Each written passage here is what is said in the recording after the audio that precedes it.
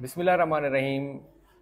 सबक नंबर 5, चारपाई, रशीद अहमद सिद्दीकी का लिखा हुआ इंशाया है। सिन्फ के एतबार से इंशाया है।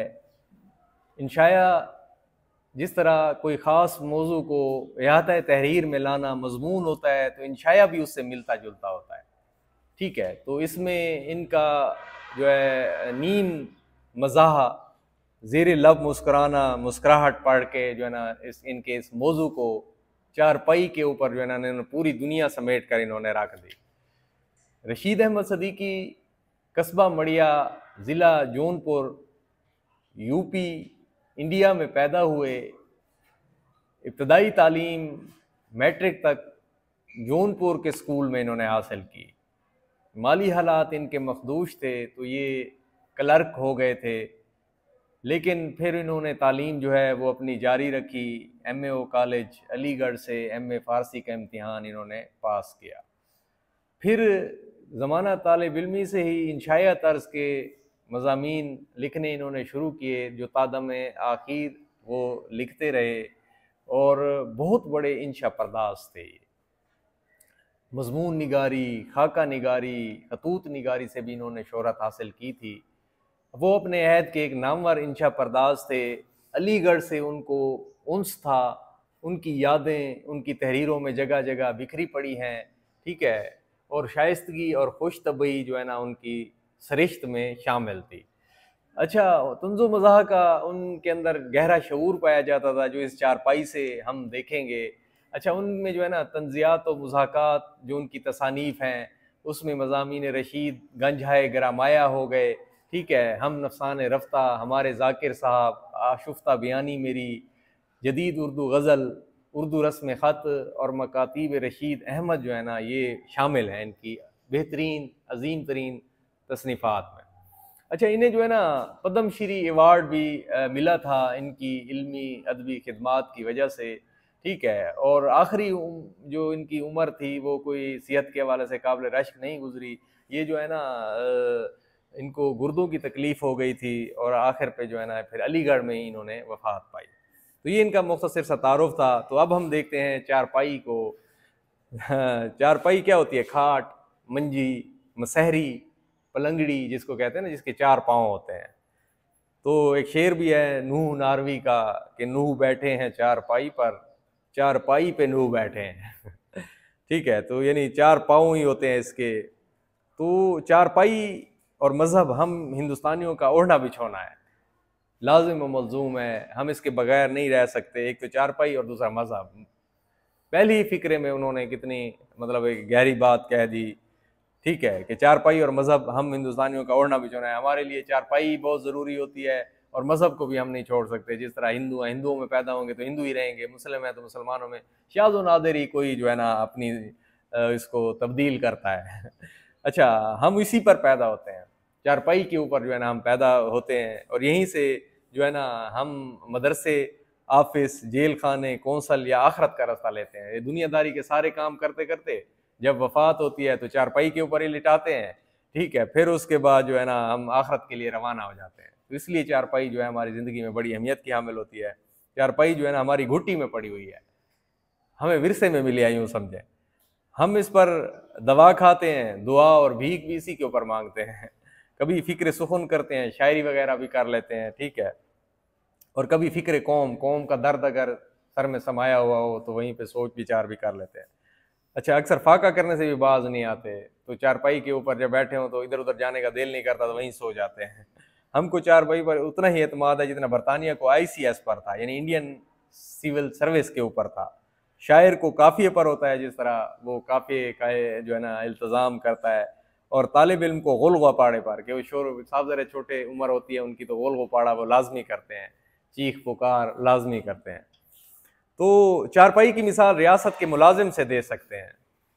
तो अब ये पहला जो पैराग्राफ था, उसके बाद जो दूसरा पैराग्राफ है, इसमें चारपाई की मिसाल रियासत के मुलाजिम से दे सकते हैं। ये हर काम के लिए नामौजू होता है।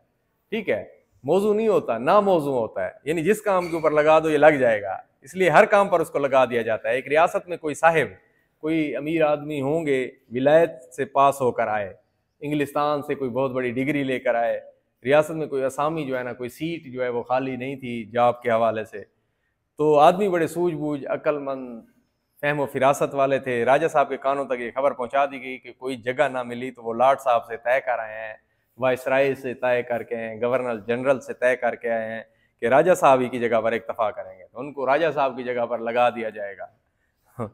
ठीक है, तो रियासत में हलचल मच गई। इतफाक से रियासत के सिविल सर्जन रुखसत पर थे, उनको वहीं भेज दिया गया, ये उनकी जगह पर तैनात कर दिए गए। कुछ दिनों बाद सिविल सर्जन साहब वापस आए तो इंजीनियर साहब पर फालिज गिरा। तो इंजीनियर साहब फालिज गिरा हुआ था उनके ऊपर, उनकी सीट खाली थी, तो ये आ गए, तो उनकी जगह उनको दे दी गई। आखिरी बार ये खबर सुनी गई कि वो रियासत के हाई कोर्ट के चीफ जस्टिस हो गए थे। ठीक है, तो वही बात के चारपाई की मिसाल रियासत के मुलाजिम से दे सकते हैं, जहां भी उसको फिट कर दो तो चारपाई भी हर जगह फिट हो जाती है। और वो अपने वली अहद को, रियासत के वली अहद का मसाहिब बनवा देने की फिक्र में थे। अब अपने बेटे को या ख़ानदान के लोगों को कि कोई जो है ना मसाहिब, ख़ास आदमी, कोई दरबारी ओहदा जो है ना दिलवाने के लिए उस फिक्र में रहते। आखिरी उम्र में सारी ज़िंदगी जो है ना वो इस कदर महज़ब के घर का मुंह ना देखा, कटी उम्र होटलों में, मरे हस्पताल जाकर। यही हालत चारपाई की है। फ़र्क सिर्फ ये है कि उनके मुलाजिम साहब से कहीं ज़्यादा कारआमद होती है। ये जो ऊपर मुलाजिम का जिक्र किया गया है उनसे ज़्यादा मुफीद ये चारपाई है। वो कैसे? फ़र्ज़ कीजिए आप बीमार हैं, सफ़र आखरत का सामान मुयसर हो ना हो, आखरत पर जाने के लिए, ठीक है, आखरत में जाने के लिए कोई सामान ना हो, अगर चारपाई आपके पास है, दुनिया में आपको किसी चीज़ की हाजत नहीं रहती, क्योंकि मरने के बाद फ़ौरन चारपाई के ऊपर रख दिया जाता है ना। दवा की पुड़िया, अब आप चारपाई के ऊपर तकिया होगा, तकिए के नीचे दवा की पुड़िया होगी, जुशांदे की देगची सिरहाने रखी हुई होगी, जोश दी हुई दवा होती है, ये काढ़ा होता है जुशांदा। तो चारपाई के नीचे मैले कपड़े, बच्चों के खिलौने, झाड़ू, आशे जो, यानी जौ का जो है ना दलिया होता है, जो रोटी के फाये टुकड़े, कागज़ के टुकड़े, मच्छर, भींगे, घर या मोहल्ले के दो एक बच्चे जिनमें एक आध जुकाम या खसरे में, जिनके ऊपर जो है ना यानी निशान सुर्ख पड़ जाते हैं बच्चे के जिस्म के ऊपर, अच्छे हो गए तो बीवी ने चारपाई जो है ना करके गुस्ल करा दिया। ये बच्चे वगैरह जो है ना इनको फिर चारपाई खड़ी की और पीछे उनको नहला दिया, वरना आपके दुश्मन इसी चारपाई पर लबे गोर लाए गए, कब्र के किनारे मरने के करीब लाए गए, यानी आप नहीं, आपके दुश्मन जो है ना वो लाए गए। तो इतने सारे काम जो है ना ये चारपाई करती है, और वो उनसे जो है ना मुलाजिम साहब से बहुत मुफीद है। ठीक है, वो तो एक दो कामों के लिए थे। अच्छा, हिंदुस्तानी घरानों में चारपाई को ड्राइंग रूम, अब हिंदुस्तानी उस वक्त के जो थे जब बरे सगीर था और अंग्रेज़ जो है ना वो हुक्मरान थे, हिंदुस्तानी घरानों में चारपाई को ड्राइंग रूम, सोने का कमरा, गुसल खाना, कला, खान का आस्थाना किसी जो अल्लाह वाले का, दवा खाना, संदूक, किताब घर, शिफा खाना, सबकी हैसियत से कभी कभी जो है ना जो है हैसियत कभी कभी बैक वक्त, वरना वक्त वक्त पर हासिल रहती है। कोई मेहमान आया, चारपाई निकाली गई, उस पर एक नई दरी बिछा दी गई, जिसके तह के निशान ऐसे मालूम हो जैसे किसी छोटी सी अराजी को जो है ना मेंढों और नालियों से, मेंढों जो है ना हद बंदी करने वाले ना, तो ऐसे लकीरें लगे हुए होते हैं, हद बंदी होती है, और नालियों से जो है ना बहुत से मालकों में बांट दिया गया। और मेहमान साहब माँ अचकन शेरवानी के साथ टोपी, बैग, बख्ची, पोटली के बैठ गए, और थोड़ी देर के लिए ये मालूम करना दुश्वार मुश्किल हो गया कि मेहमान बेवकूफ़ है या मेज़बान बदनसीब है। चारपाई पर उनका मुंह धुलवाया और खाना खिलाया जाएगा, और उसी चारपाई पर ये सो रहेंगे। सो जाने के बाद उन पर मच्छर मक्खी इसी तरह उड़ाई जाएगी जैसे कोई फेरी वाला अपने खांचे छाबड़ी पर से झाड़ू नुमा मोर छल, यानी मोर के परों का पंखा जैसे झलता है, ठीक है, फेरी वाला भी ऐसे झलता रहता है ना, ताकि मक्खियाँ ना बैठे, तो मक्खियाँ उड़ा रहा हो। चारपाई पर सूखने के लिए अनाज फैलाया जाएगा, एक और इसकी खूबी है, जिस पर तमाम दिन चिड़िए हमला करती हैं, दाने चुगती हैं और गालियाँ सुनती रहेंगी। कोई तकरीब हुई तो बड़े पैमाने पर चारपाई पर आलू छील के फैलाए गए। मुलाजमत में पेंशन के करीब होते ही तो जो कुछ रुखसत जमा हुई है उसको भी लेकर मुलाजमत से सब दोष हो जाते हैं। इस तरह चारपाई पेंशन के करीब पहुंचती है तो उसको किसी काल कोठरी में दाखिल कर दे। पेंशन जब इंसान 60 साल का होता है तो उसको पेंशन मिलती है, तो उसका हाल भी जो है ना यानी चारपाई की तरह है, सारे काम करता रहता है ज़िंदगी में। फिर आखिर में जो है चारपाई होती है, ठीक है, उसको जब वो रिटायर हो जाती है चारपाई, तो उसका क्या करते हैं, उसको जो है ना किसी काल कोठरी में दाखिल कर देते हैं, किसी स्टोर में। अच्छा, उस पर साल भर का प्याज का ज़ख़ीरा जमा कर दिया जाता है। एक दफ़ा देहात के एक मेज़बान ने प्याज हटाकर इस खाकसार को ऐसी पेंशन याफ्ता चारपाई पर उसी काल कोठरी में बिछा दिया था। तो ये मेहमान गए कहीं पे, तो वहाँ पे जो है ना इनको वहीं जो रिटायर जो है ना पेंशन वाली चारपाई थी वहाँ पे इनको लिटाया गया, और जो उसके ऊपर प्याज रखे हुए थे उनको चारपाई के नीचे रख दिया, इकट्ठा कर दिया गया। उस रात मुझ पर आसमान के इतने ही तबक रोशन हुए, यानी तबक रोशन होना, 14 तबक रोशन होना, ये मुहावरा है, हक्का बक्का रह जाना, बसीरत पैदा होना। जितनी सारी प्याजों में छिलके थे, यानी प्याज के छिलके उतारो तो 14 तकरीबन थे, और इनके 14 तबक भी रोशन हो गए, यानी 14 ज्यादा होते हैं। ये एक मज़ाह पैदा की इन्होंने कि मुझे जो है ना वहीं पर रखा गया और मेरा ये हाल हुआ, मेरे 14 तबक जो है ना रोशन हो गए। तो चारपाई एक अच्छे बक्से का काम भी देती है, जिस तरह बक्से में हम अपनी ज़रूरियात की बहुत सारी चीज़ें रखते हैं, जैसे तकिए के नीचे हर किस्म की गोलियाँ, जिनके इस्तेमाल से आपके सिवा कोई वाकिफ़ नहीं होता, एक आध रुपया, चंद धेले पैसे, स्टेशनरी का सामान हो गया, किताबें, रिसाले, जाड़े सख्त सर्दी के कपड़े, थोड़ा बहुत नाश्ता, नक्श सुलेमानी, हज़रत सुलेमान से मंसूब जो नक्श होता है, ठीक है, अच्छा, फहरिस्त, दवाखाना और सम्मन, ठीक है, जो भेजे जाते हैं, ठीक है, अदालत की तरफ से तहरीर होती है, जेली दस्तावेज़ात के कुछ मसवदे, ठीक है, मसवदे जो है ना लिखे हुए होते हैं, ठीक है जी, मसवदे वो होते हैं जिनकी तहरीर में कोई ठीक करने की गुंजाइश हो, ये सब चारपाई में आबाद मिलेंगे। मैं एक ऐसे साहब से वाकिफ़ हूँ जो चारपाई पर लेटे लेटे उनमें से हर एक को उजाला हो या अंधेरा उसियत के साथ आंखें बंद करके निकाल लेते हैं और फिर रख देते हैं, जैसे हकीम नबीना साहब मरहूम अपने लंबे चौड़े बक्स में से हर मर्ज की दवाएं निकाल लेते हैं और फिर रख देते हैं, ठीक है। तो ये एक हकीम थे, अंधे थे, तो वो जो है ना उनको इतना मतलब कि वो था, अपना बक्स था, उसमें जो भी दवाई निकालनी होती सही से निकाल देते थे, ठीक है। तो वो जो है ना ये जो चारपाई पर लेटे हुए इंसान हर चीज़ के ऊपर हाथ मार के उसको जो है ना वो बगैर देखे और वो उसके हाथ में आ जाती है, सही सही चीज़ आ जाती है उसी अंधे की तरह। हुकूमत भी चारपाई से होती है जिस तरह कुर्सी होती है, चार पाँव ही होते हैं ना पहले ज़माने में, क्योंकि बादशाहत थी, ठीक है, तो वहाँ पे थोड़ी एक बड़ी जो है ना ऐसे पलंगड़ी टाइप होती थी ऐसे, ठीक है, चारपाई खाट टाइप होती थी, तो उसके चार जो है ना टांगे होती थी, तो वहीं बैठकर वो हुकूमत करता था। खानदान के करता धरता चारपाई पर विराजमान हो जाते थे, जो बहुत बड़े होते थे खानदान के, वहीं से हर तरह के कमा जारी होते थे और गुनाहगार को सजा मिलती थी, दी जाती थी। आलात सजा में हाथ पाँव ज़बान के अलावा डंडा, जूता, तामलोट, पानी पीने का बर्तन, यानी जैसे कोई लोटा है उसका जो है वो टूटी हुई हो कोई चीज़, तो वो पुरानी चीज़ हो, तो वो बातें करते करते सजा देती थी, सर के ऊपर मारते थे, जिन्हें अक्सर फेंक कर मारते थे। ये इसलिए तवक्कुफ करने में गुस्से या ताव मदम ना हो, ये इसलिए करते थे ताकि गुस्सा कम ना पड़ जाए कहीं, और इन हालात को मुजरिम पर इस्तेमाल करने की बजाय अपने ऊपर इस्तेमाल करने की ज़रूरत महसूस ना होने लगे। अब चारपाई ही खाने का कमरा भी होती है, तो बावर्ची खाने से खाना चला, उसके साथ 5-7 छोटे बड़े बच्चे, उतनी ही मुर्गियां, 2-1 कुत्ते, बिल्ली और बेशुमार मक्खियां आ पहुंची। तो ये सारी चारपाई के ऊपर ही जमा होती है। सब अपने करीने सलीके से बैठ गए। अब साहिब खाना सदर दस्तरखान होता है, जो शोहर होता है, ठीक है। अच्छा, एक बच्चा ज्यादा खाने पर मार खाता है तो वो साफ ज़ाहिर है बड़ा होता है। पहले ज़माने में बीवियां भी डरती थी खामदों से। दूसरा, बदतमीजी से खाने पर। तीसरा, कम खाने पर। चौथा, ज्यादा खाने पर। बकिया उस पर कि उनको मक्खियां खाई जाती हैं, तो सबको मार पड़ती थी। दूसरी तरफ बीवियां मक्खियां उड़ाती थी, इनको बेचारों को मार तो ना पड़े, और शोहर की बदजबानी सुनती और बदतमीजी सहती जाती। खाना खत्म हुआ, शोहर शायर होने का, अगर खाना खत्म हो गया, मार शार सबको पड़ गई, गालियां शालियां पड़ गई, तो अब उनको जो है ना हाथ धोकर फिक्र सुखन में जो साहिब खाना थे, शोहर थे, वो वहीं पे लेट गए चारपाई के ऊपर। यहाँ भी उनके वही काम आए। कहीं दफ्तर में मुलाजिम हुए तो इस तरह जान लेकर भागे जैसे घर में आग लगी है। और कोई मजहबी आदमी जो है ना होते हुए तो अल्लाह की याद में कैलूला करना, दोपहर के खाने के बाद आराम करना, वो भी चारपाई के ऊपर करता है। बीवी अपने बदन दबाने और बददुआएं भी सुनने लगे। बीवी बच्चे बदन भी दबाते हैं और बददुआएं भी सुनते हैं, गालियां भी सुनते हैं।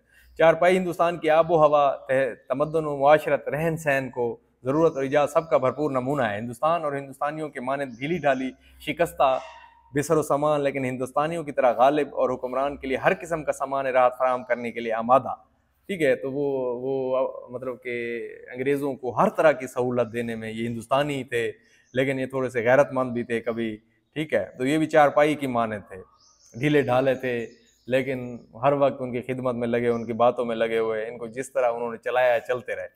तो कोच और सोफे के दिलदादा, ठीक है। तो ये कोच, ये मतलब कि ड्राइंग रूम में बैठने की जगह होती है, ठीक है, सोफे वगैरह होते हैं। और ड्राइंग रूम के असीर इस राहत व आफियत का क्या अंदाज़ा लगा सकते हैं। तो ये जदीद दौर के जो थे अंग्रेज़ों के, तो उनके ड्राइंग रूम थे, उसमें सोफ़े थे, चारपाइयाँ तो नहीं थी। वो कहते हैं इनको क्या पता चारपाई के मज़े, चारपाई जो चारपाई पर मुयस्सर आती है। शोरा ने इंसान की खुशी और खुशहाली के लिए कुछ बातें मुंतखब कर दी, मसलन सच्चे दोस्त, शराफत, फिरागत और गोशा चमन, चमन का एक कोना, बाग का कोना। हिंदुस्तान जैसे गरीब मुल्क के लिए ऐश व फिरागत की फहरिस्त इससे मुख्तसर होनी चाहिए। मेरे नज़दीक तो सिर्फ एक चारपाई तमाम लवाजिम को, लाजिम की जमा ज़रूरी सामान को, जो है लवाजिम ज़रूरी सामान को सिर्फ चारपाई ही पूरा कर सकती है। हर चीज़ के ऊपर सच्चे दोस्त तो वहीं पर बैठेंगे, शराफत शरीफ होंगे, ठीक है, हिंदुस्तान जैसे मुल्क के लिए, ठीक है, तो वो चारपाई के ऊपर हर चीज़ आ जाएगी। अब बानों की टूटी हुई चारपाई जिसे मक्का के यानी मकई के खेतों में जो है ना बतौर मचान बांध दिया गया। मचान वो जो है ना वो लकड़ियाँ या तख्ते जो खेत या बाग में ऊंची जगह पर लगा देते हैं, और फिर उसके ऊपर जो है ना बैठ कर माली जो है ना वो पूरे बाग के ऊपर नज़र रखता है और उसकी रखवाली करता है। ठीक है, मचान पर बैठा हुआ किसान खेत की रखवाली कर रहा है, उसके यहाँ ना आसाइश है, ऐश है, ना आराइश है, ना ज़ेबो ज़ीनत है, ना इल्म फजल है, ना दौलत इक़्तिदार है, ठीक है, बादशाहत है, लेकिन सब कुछ चारपाई पर बैठे हुए उस किसान की मेहनत का करिश्मा है। फिर एक दिन आएगा जब उसकी पैदावार को चोर, महाजन, ये दौलतमंद, साहूकार, सूद लेने वाले, तो ये ज़िम्मेदार लूट लेंगे और उस चारपाई पर उसको सांप डस लेगा और किस्सा पाक हो जाएगा। ठीक है, तो ये जो किसान मेहनत और मजदूरी करते हैं, ठीक है, तो उस वक्त वो उनको फसलों की इनको कीमत नहीं मिलती। बाद में बाज़ारों में जब ये आती हैं तो ये दौलतमंद ताजिर पहले ख़रीद लेते हैं, स्टॉक कर लेते हैं, और फिर वो मतलब कि उसी से पैसे कमाते हैं, और किसान बेचारे को कुछ नहीं मिलता। फिर एक दिन उसी चारपाई के ऊपर उसको सांप भी डस जाता है और वो मर भी जाता है। अच्छा, बरसात ही का मौसम है, गाँव में आमों का बाग, कभी धूप कभी छाँव, कोयल कूकती है, हवा लहकती है, ठीक है, गाँव के जो है ना बयान किया है, मंजर कशी की है खूबसूरत। गांव के लड़के लड़कियां धूम मचा मचा रही हैं, कहीं कोई पका हुआ आम डाल से टूट कर नीचे गिरता, सब उस पर झपटते हैं। जिसको मिल गया वो हीरो बन गया, जिसको ना मिला उस पर सबने ठट्ठे लगाए, मजाक किए, कहके लगाए। यही लड़के लड़कियां जो उस वक्त किसी तरह काबिल इल्तफात नज़र नहीं आती, मेहरबानी के काबिल, एहतराम के काबिल, किसी मालूम आगे चलकर किसी मालूम के ज़माना और ज़िंदगी किन निरंगियों को, शोबदाबाजी जादूगरियाँ जो ज़िंदगी की हैं उसको उजागर करेंगी, जाहिर करेंगी। कितने फाके करेंगे, भूखे रहेंगे, कितने फाते बनेंगे, कितने नाम और नेक नाम, कितने गुमनाम फरजाम, जिसकी आकबत बखैर ना हो फरजाम ना फरजाम। और ये खाकसार एक सिर्फ आम है, ऐसे में जो कोई दिमाग में ना आए थोड़ा है, या जो थोड़ा दिमाग में है वो भी निकल जाए तो कैसा जो है ताज्जुब, मेरे हिस्से का सिर्फ आम है। ठीक है, फिर आलम तसव्वुर में ऐसे कायनात तमीर करने लगते हैं जो सिर्फ मेरे लिए है, जो मेरे इशारे पर बनती बिगड़ती है। मुझे खालिक का दर्जा हासिल है, अपने मखलूक होने का वहम भी नहीं गुजरता, ना उसका ख्याल के ज़माना किसे कहते हैं, ना उसकी परवाह की ज़िंदगी क्या है। दूसरों को इनका सीर देकर चौंक पड़ता हूँ, कैदी देकर, फिर ये महसूस करके मैं उन लोगों से और ख़ुद ज़माना और ज़िंदगी से बेलहदा हूँ। कुछ देर के लिए ऊँघने लगता हूँ, सोने लगता हूँ, गाफिल हो जाता हूँ, मुमकिन है कि ऊँघने में पहले से मुब्तला हो। ठीक है, तो ये एक चारपाई के ऊपर ही सारे काम जो है ना वो सारे अंजाम होते हैं। तो ये हिंदुस्तान के उस दौर की तहजीब को बताया गया। ठीक है, तो इस इंसान की ज़िंदगी में इतना अहम किरदार होता है चारपाई का कि वो जो है ना यानी पैदा ही उसी के ऊपर होता है, और जब दुनिया से सफ़र आखिरत के लिए रवाना होता है तो उसी के ऊपर उसको डाल देते हैं, कपड़ा डाल के। तो बीच में उसके सारे ये चीज़ें जो है ना ये पेश आती हैं। तो ये बहुत खूबसूरत सबक है, ठीक है, इंशाया है। अच्छा, अब सबक में रियासत के मुलाजिम और चारपाई में कौन सी मुशाबहत है? ठीक है, ये मुशाबहत दी गई, तशबीहात और इस्तारात का इस्तेमाल किया गया, इशारे दिए गए, किनायतन बातें की गई इसमें। अब मतन के मुताबिक चारपाई के नीचे क्या जमा हो जाता है? ठीक है, अच्छा, वरना आपके दुश्मनी से चारपाई पर लबे गोर लाए जाएंगे, झाड़ू नुमा मोर छल जो है ना वो कैसे छाबड़ी वाले जिस तरह वो करते हैं, चारपाई पर से हुकूमत कैसे होती है, ये आखिरी पैराग्राफ में जो आखिर पे बयान किए गए थे। ठीक है, फिर कुछ अल्फाज हैं, उनको खाली जगह को पुर करें। फिर इंशाया क्या होता है वही, ठीक है, ये बेहतरीन इंशाया है, ज़ेर नज़र चारपाई, नीम मज़ाया है, और इंशाया पढ़ते हुए कारी के ज़ेर लब मुस्कुराहट जो है ना वो होती है और उसको पता चलता है। तो कितनी जो है ना वो बातें हुई। अच्छा, फिर उसमें रसीद का तरीका बताया गया है। ठीक है, कि भाई रसीद नमूने के तौर पर एक रसीद शामिल की गई है, फिर एक कालम है और उन लफ्ज़ों को जो है ना बराबर करना है, और फिर जो है ना इसमें ज़रूर अमसाल का महल इस्तेमाल है, गेहूँ के साथ घुन भी पेश जाता है। ठीक है, और आसमान से गिरा खजूर में अटका, एक मुसीबत से दूसरी मुसीबत में मुब्तला होना, बूढ़ी घोड़ी लाल लगाम, कोई बूढ़ी औरत अगर तैयार बनी संवरी हुई हो, काट की हंडिया एक बार नहीं चढ़ती क्योंकि वो जल जाती है। चोर की दाढ़ी में तिनका, वो एक चोर होता है ना तो उसको कहा जाता है, तो वो अपनी दाढ़ी दाढ़ी में हाथ मारने लगता है कि चोर की दाढ़ी में तिनका होता है। नौ नौ मन तेल होगा ना राधा नाचेगी। ठीक है, तो ये मतलब कि जो है ना ज़रबुल अमसाल का महल इस्तेमाल है। तो ये ना नौमन तेल होगा, ना राधा नाचेगी, ठीक है, ना कोई चीज़ मुयस्सर होगी, ना उससे कोई काम होगा आगे। तो अब ये फिर आगे कोई हिदायत हैं, सरगर्मियाँ हैं, तो ये सबक जो है ना पूरा एक इस तरह कंप्लीट होता है। तो अगली वीडियो में जो है ना हम एक नए सबक के साथ जो है हाजिर होंगे।